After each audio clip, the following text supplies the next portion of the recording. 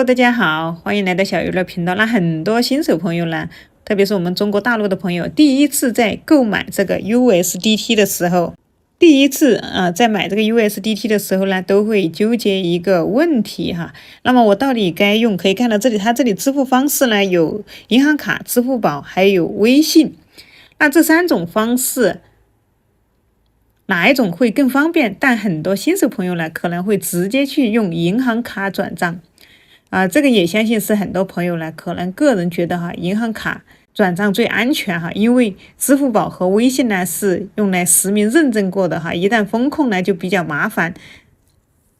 如果说你也是这么想的，那么我今天呢，小鱼儿必须严肃的告诉大家哈，这个逻辑完全是错误的。其实从资金安全和法律的风险的角度来看呢，银行卡转账的风险其实远远高于支付宝和微信。为什么说微信和支付宝更安全呢？核心原因在于他们的风控逻辑呢是事前预警。那不管是微信还是支付宝，他们背后都有一个极其庞大而且比较敏感的一个大数据的风控系统。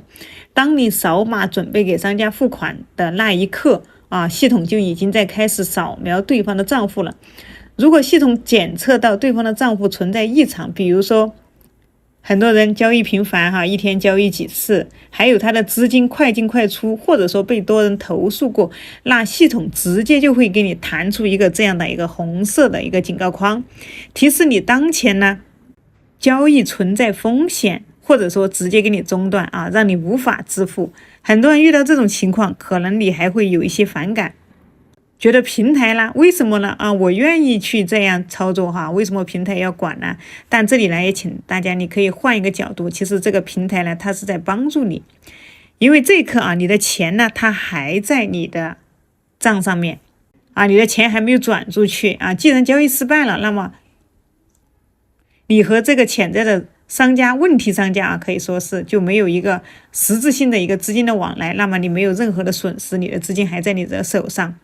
最重要的一点呢，就是你也不会因为这个事情呢被警方的反洗钱呢系统标记你只需要去取消订单，换一个通过了风控的商家去交易就可以了。这个就是事前拦截的一个价值为什么很多银行卡它看起来很顺畅，但是风险却最高了？因为银行的风控逻辑通常是事后开始清算比如说你已经交易一段时间了当时呢你通过手机转账，或者说通过什么转账，除非你的转账额度大的离谱银行呢它可能会注意到。如果说你平时一些小额的一些交易呢，银行它系统它基本上是不会拦截你你会发现呢，你转账很顺畅可能瞬间就已经成功了，没有任何的阻拦。那很多朋友可能到这一步的时候，你就会觉得这个这么顺畅，证明用这个银行卡用起来很方便，但这个其实是你的一种错觉那这个实际上呢，风险才刚刚开始。如果他的收款的一个收款方的账户涉嫌诈骗或洗钱，那么银行呢它的监测往往是会滞后的它会在你转账后的第几天第3天或者第1个月，或者说甚至半年以后，他开始追查这个资金流向的时候，就会查到你的这笔钱的一个记录。所以呢，这样呢，它就会导致你和一个涉嫌账户比较不干净的一个账户呢，去进行了一个资金的一个往来如果说这个一旦事实查出是事实的话，那你的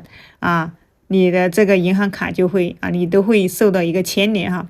那么后果呢，通常会有3个等级。第一呢，银行暂停你的一个非柜面的一个业务，那你必须去柜台解释。那第二呢，银行卡呢会直接被司法冻结，里面的钱取不出来。那么第3也是最麻烦的，你可能会接到反诈中心的电话，或者被要求去派出所配合调查，解释你的资金用途大家想一想，那是支付失败换个商家麻烦呢，还是被叫去派出所做笔录更麻烦？那么相信大家可能都不希望麻烦，所以呢，这个答案呢是大家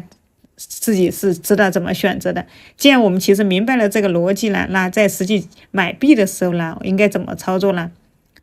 这里呢，小鱼儿也给大家总结了2条核心的一个方法。第一呢，就是我们先小额去交易优先尝试支付宝或者微信。比如说你只买个几百上千的人民币的 USDT， 先用支付宝，如果弹窗提示风险，那你就绝对不要再继续，立刻停止交易，拉黑这个商家。如果能顺利支付，那说明对方的账户目前还是一个干净的。那第二呢，大额交易之前呢，做好一个风险的一个隔离。如果说你必须要买几万甚至几十万，不得不使用银行卡，那么请务必做到一个专卡专用。千万不要用你的工资卡、房贷卡或者是储存着你全家积蓄的主卡去买币，这个是一件非常危险的事情你可以专门去办一张用于投资的卡，那卡里面的钱呢，不要留太多的资金交易完成之后呢，可以尽快把卡里的通过正规的途径呢转走或者